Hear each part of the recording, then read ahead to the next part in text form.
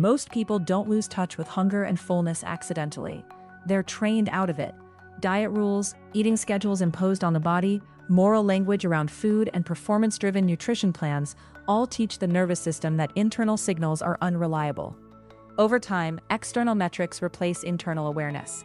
Calories, macros, time windows, and allowed foods become louder than sensation. From a physiological standpoint, this creates confusion. Hunger and fullness cues are regulated by an interaction between the gut, blood sugar, hormones, and the nervous system. When eating becomes inconsistent, restrictive, or stress-driven, these signals don't disappear, they become distorted. Hunger may show up as irritability, fatigue, anxiety, or urgency rather than a clear stomach sensation. Fullness may feel delayed, uncomfortable, or suddenly overwhelming. This is often misinterpreted as a lack of discipline or broken cues. In reality, the body is adapting to unpredictability. When nourishment feels uncertain, the nervous system prioritizes protection. Signals become louder, quieter, or erratic, depending on what it thinks is required to keep you alive. Trust erodes not because the body failed, but because the relationship became adversarial. Rebuilding trust requires safety and consistency. Trust with hunger and fullness is rebuilt the same way trust is rebuilt anywhere else, through consistency, responsiveness, and safety, not control. The first practical step is eating enough, often enough. Regular meals and snacks stabilize blood sugar and calm the stress response. This gives hunger cues permission to soften and become more accurate. When the body knows food is coming, it no longer needs to shout or hoard energy. A predictable rhythm matters more than perfect food choices in the early stages of reconnection. Next is removing urgency from eating. Rushed meals keep the nervous system activated and blunts fullness signals. Slowing down doesn't mean eating mindfully as a performance. It means sitting, breathing, chewing, and allowing digestion to occur without distraction when possible. Fullness cues emerge through the parasympathetic nervous system. They cannot be accessed while the body is braced. Another key element is neutrality. Hunger is not a problem to delay, override, or earn. Fullness is not a failure of restraint.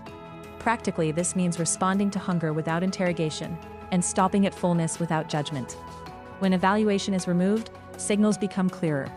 The nervous system learns it won't be punished for communicating. Practical ways to restore internal cues. Rebuilding trust is not about perfect attunement. It's about improving the signal-to-noise ratio. One useful practice is noticing patterns rather than sensations alone. When do I feel most stable after eating? How long does energy last? What types of meals create steadiness rather than spikes and crashes? This reframes hunger and fullness as ongoing feedback, not moment-to-moment tests. Supporting digestion also supports cues. Adequate carbohydrates, protein, and fats at meals reduce reactive hunger. Warm foods, regular timing, and sufficient portions improve gut-brain communication. When digestion is supported, fullness feels settling rather than heavy or abrupt. It's also important to recognize that emotional states can amplify or mute physical cues. Stress, overstimulation, and cognitive overload often suppress hunger temporarily and intensify it later.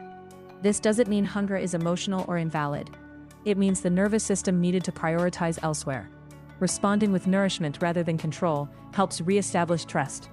Over time, hunger becomes clearer, fullness becomes gentler, eating becomes less mental and more responsive. Not because you forced awareness, but because the body learned it would be listened to. Rebuilding trust with hunger and fullness cues is not about mastering intuition. It's about restoring a relationship that was interrupted.